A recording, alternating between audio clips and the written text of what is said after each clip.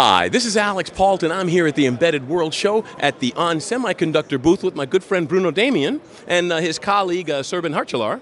And you say not just wireless, but wireless and batteryless. Yes, this is a trend because for the embedded objects we have today with the sensors, we have to be wireless and batteryless. Wireless for easy installation and batteryless for easy maintenance. Yes. What do you do for power if there's no battery? So we do either energy harvesting or we have ultra low power SoCs that allow us to feature batteryless. That's very interesting. So in other words, it can either run off a very large energy store, but you said no battery, so it's going to be all energy harvesting, right? Almost all energy harvesting. We will show you 3 examples of how to harvest energy and to get those systems working. Well then, let's talk about the first example. Yes, the first example is based upon smart passive sensors. So it's a RFID technology where you send energy, and we can show to you the samples, how to send energy with antenna. We have an antenna of 2 watts that is sending RFID frames. The badge is reading out, and you can see there is no battery anywhere. You have a chip in the middle. The antenna gets the energy, powers the device. The device makes a measurement and sends back the information. So that's really batteryless. You can stick it everywhere and measure temperature or moisture level. Very nice. First sample. So that's the first example, and it's very nice, very nice. Now, where's the second example? So the second example is batteryless memory. Batteryless memory. Yes, so you can store information and you can retrieve information without any battery, without any power, except the one of NFC tag. We show you now. This is the chip. Yes. This is the memory chip, and this is the information that we have stored on the memory chip. And all it requires is a cell phone with NFC functionality, and you bring it close to the chip, and you read the information on the screen. And you can also write memory to the EEPROM, and this is excellent EEPROM with 2 million cycles endurance.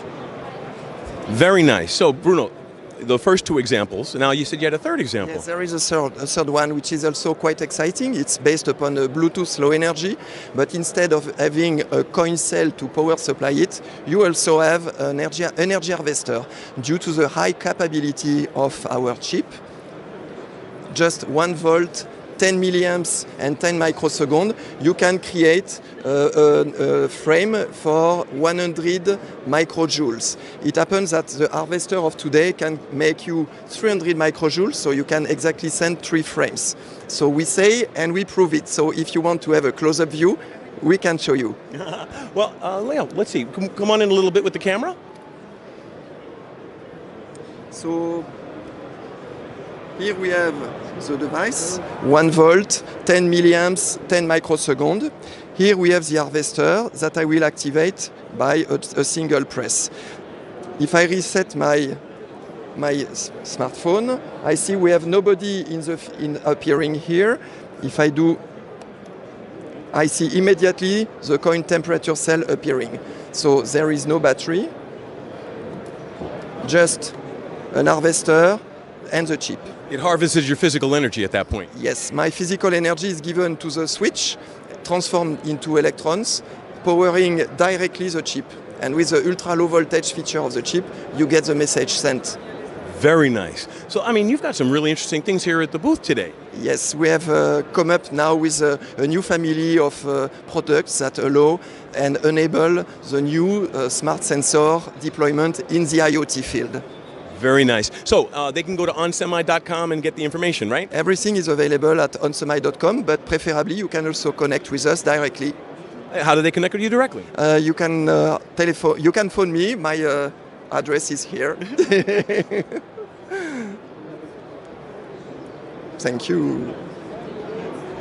Well, thank you, Bruno, a lot. I really appreciate you taking the time, especially at this busy show. And I'm glad we gave you the direct information. Hopefully you get a lot of calls. Yes, thank you very much, Alix, and have a good show. Thank you.